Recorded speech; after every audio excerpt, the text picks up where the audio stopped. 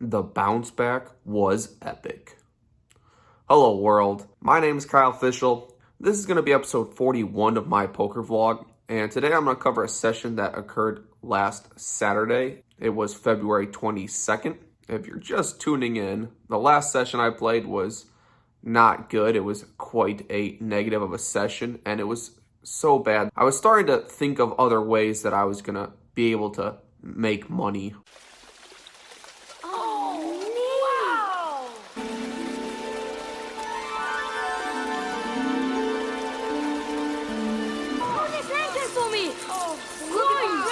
But anyway, this one was pretty good, and we're going to get right into the hands. First interesting hand, I am at the 1-2 table waiting for 2-5. So there's an under the gun straddle. There's 3 callers to me. I am on the button with 6-7 of spades, and I choose just to call as suited connectors play fine multi-way. And we go 6 ways to a flop, as one of the blinds called. A flop which is ace 10 for all spades. So we flop a flush, which is pretty fantastic. And I already know that I have 2 spades, so I'm right now looking around the table to see who's checking their cards. Because card checks are usually seeing if they have 1 spade. Under the gun player checks his cards, and the player directly to my right, who is in the cutoff, checks his cards. Already think that they have 1 spade, or they have unsuited cards. I should be good here. So under the gun bets 15. There's 1 caller, cutoff calls. I raise to 35 as I already have a flush, and I want to protect against anyone who thinks they're going to draw with the king or the queen of spades. I make it 35. Only the under the gun player and the cutoff call. Go into a turn card, which is the queen of hearts. This time it checks to me, and I decide that this is another time to charge the spade draws. I think that any, let's say, ace, king, king of spades, king, queen, king of spades, a lot of that kind of stuff is just going to stay in. And especially if you have ace, queen, queen of spades, and I got 2 pair in the spades, like, there's so many hands that are just going to pay off a larger size bet. So I bet $55. The under the gun calls, and the cutoff checks his cards a second time before going all in. Now at this point, I don't really ever think he has a set or 2 pair. I think he either has pair plus king flush draw or the actual higher flush. Because he checked twice, and because he didn't re-raise me when I reopened the pot to him on the flop, it kind of led me more towards he didn't have a flush already, and it's only $95 more to call. So I call, the under the gun player calls as well, and the river is a brick. The under the gun player checks to me. I have $9 additionally, so I bet $9. He calls. Under the gun player had ace queen no spade, and the cutoff had king 8 of spades. Honestly, that one was a little bit disappointing. 1-2 is so unbalanced. I've said in the past that I was thinking about folding this, but I was getting such good price, only $95 for nearly $400 pot. I was pretty priced in at that point to the fact that he didn't have to have it. When he just rips it all in after facing 2 bets, it's probably a flush, and I should probably just get away from it. I do win the side pot of $18, so we'll look on the bright side. We are down 200 very, very early before we're finally switched to the 2-5 game. I build the stack back to even with pretty standard hands, top pairs, and making continuation bets, sometimes getting a call, sometimes getting a fold. Pretty standard stuff until this hand happened. Early position player makes it $15. There is 6 callers before it gets to me, and I have ace king of diamonds. With so many people in the field, I need to size way up to be able to get at least some fold equity, because if I make it like 40 or 50, we're going to go 7 ways with ace king, and I don't really want that. So I size up to $105. Under the gun folds, second limper folds, third limper goes all in for $295. Then it folds back to me. For only $200 more, and I have ace king, I think a lot of the time this opponent has some kind of middling pocket pair, 8s, 9s, 10s, something like that, where the pot's big enough where he's willing to just get it in. Sometimes queens, but he was the third limper, so really don't count that too much. So I call, and I just show because I like to see the race. He doesn't show for a bit. And the flop is 8-6-6 with 2 diamonds. So I'm feeling really good about my hand. And that's actually the point where he shows pocket kings. Turn is a queen. River is a 9, so we do not improve. This one right here. This was my dream, my wish, and it didn't come true. Very interesting just call. Third to act, and he just calls the 15. Gets me to pay him off there. Starting the session, we have bought in for an additional $600. We're into the game for 14. Don't say that! Never say that! Goonies never say die! We're gonna turn this one around. I knitted up pretty hard after that. I've doubled 2 people with hands that semi-ish coolers, I guess. And I'm just waiting for cards at this point. An hour or two goes by and the table gets very loose, recreational, passive, gets so splashy that it was like a whole new session, basically. At this point, we go 6 ways to the flop for 25 bucks a piece, like 3 out of every 4 hands. That's how crazy it is. With 2 limpers to meet, I have ace-9 offsuit. I make it $25.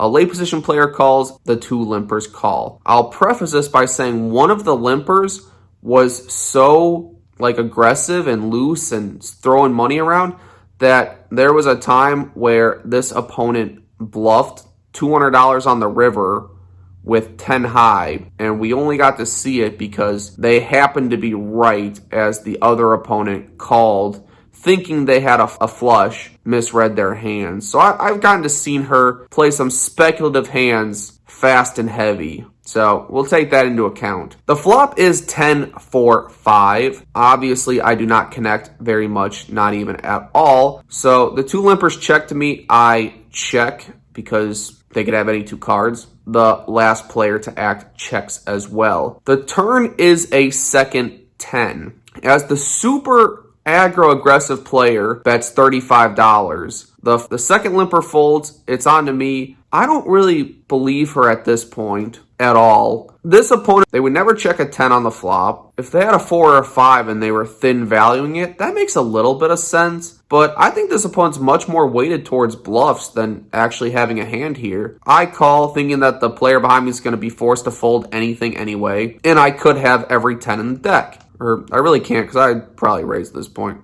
I don't know. Anyway, I call. I think the player behind me is going to be forced to fold because I don't think last to act you're checking with a 10 either, and either one of us could have a 10. So he does fold, and the river is a deuce.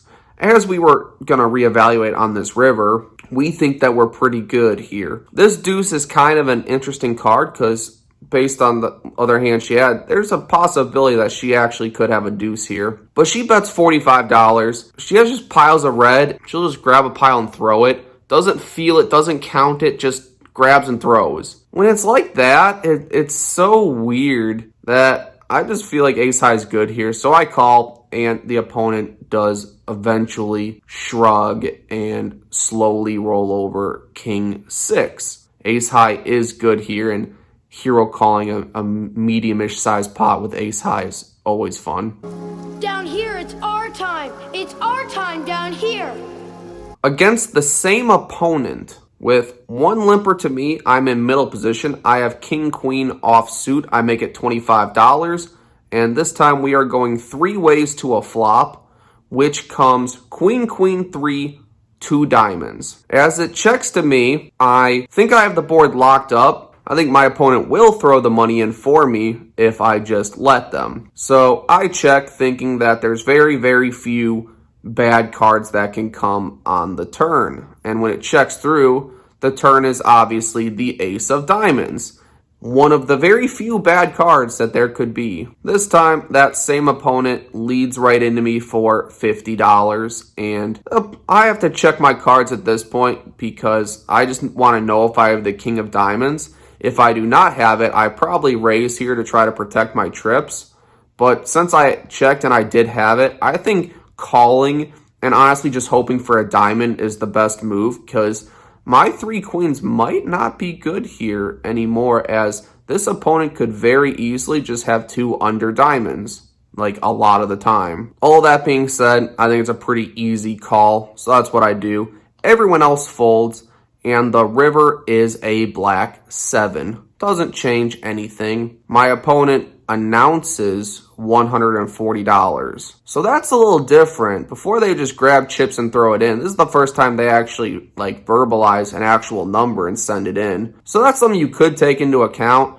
But I just think 3 queens is too strong against someone who's very, very bluff happy. So I call pretty quickly. Yeah, so they show ace king, no diamond, and I am definitely good scooping a decent sized pot on that one. At this point, we are feeling pretty good. The stack is growing, things are going well, and we're gonna continue. Next interesting hand. With 3 limpers to me, I have queen 8 of hearts. And like how I said, it's going 6 ways to a flop every single time. I can just play decent hands, navigate post-flop, and build pots that way. And I don't really need to size up on my raises because I'm just trying to build pots. I make it $20 and we get 6 callers. So 7 ways to a flop, which comes queen, jack, 9, 1 heart. As I think I have the best hand here most of the time, the question is how am I going to be able to take this pot down? I don't think any kind of continuation bet is going to get folds out of anyone, and it's kind of draw heavy, so I think that people are going to continue with any kind of just continuation bet from me. So I check, planning on check raising relatively large and just winning it that way. Me in middle position, I check. The very next player to act bets $25. Next middle position player calls, and I'm thinking, okay, so my check raise has to be for like 100. And goes call, call. Okay, now it's got to be like 150. Call. All 6 players called the $25 bet. So I have to size it up big here to get this to go through. I wager $185 that anyone with any kind of straight or actual hand would just raise and announce it early. I don't think anyone has anything just calling the $25 one at a time. And even if they do, I've got backdoors, I have a gut shot, I have a pair. I'm not that unhappy if I get a call. But each player folds slowly, lamenting the raise, hating the move, hating me, and we take that one down too. So that was a fun hand.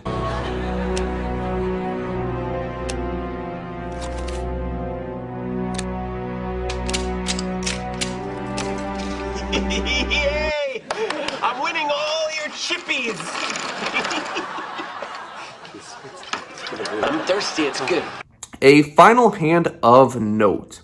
An early position player makes it $20. There is 4 callers to me, and I am in the big blind with pocket 5s. Now, as it's only $15 to win nearly 100, and the action's been very, very heavy at this table, I think I can easily just set mine and hope to hit a 5 and make literal profit with my odds, and just fold if the board is bad for me. Well, the flop is 10-4 deuce, 2 diamonds, and that is a pretty good board for me. There's only 1 overcard to my 5s, but either way, I'm just going to check and hope it checks all the way through. The pre-flop aggressor bets $65, and it folds back to me. Now with this bet size, it doesn't really feel like he has a strong hand. It feels like a continuation bet. Really, what kind of 10s does he have besides ace 10? Seems kind of weak. With the 4 deuce, that heavily favors a big blind calling range. I could have 4 deuce, 3-5 of diamonds, just regular 3-5. I could have a lot of hands here that are pretty more well connected with this board, and I could have all the sets. I could have 10s, deuces, and 4s, where he can't have deuces or 4s that often. So I raise to 160, sensing the weakness, and he thinks about it for a bit and then calls. I really don't like this raise after the fact thinking about it, as I think that I'm going to shut down on nearly any card that's 10 or higher, and he'll just be able to win with his position. However, when the turn card is an offsuit 3, this is definitely a card that I'm going to continue with. So as I'm first to act, I just bet $200 into him, thinking that I probably have the best hand, and even if for some reason you have a 10 or some kind of middling pair, I just gained 8 more outs with my 6 and my ace. So we'll see if we can get there. but he does eventually fold that one as well. I eventually leave shortly after that with a very good profit into the game for $1,400, out of the game for $23.57, and that is a profit of $957 across 8 hours, which equates to $119 an hour and almost 24 big blinds per hour. A fantastic result. We got back on track after the little hiccup we had last week. We are quite happy with the result. We hope it will continue. If you like this video, please subscribe and comment on any hand you think I played great or horrendous, because I read them all and I try to respond to most people. There will be more to come next week. Thank you.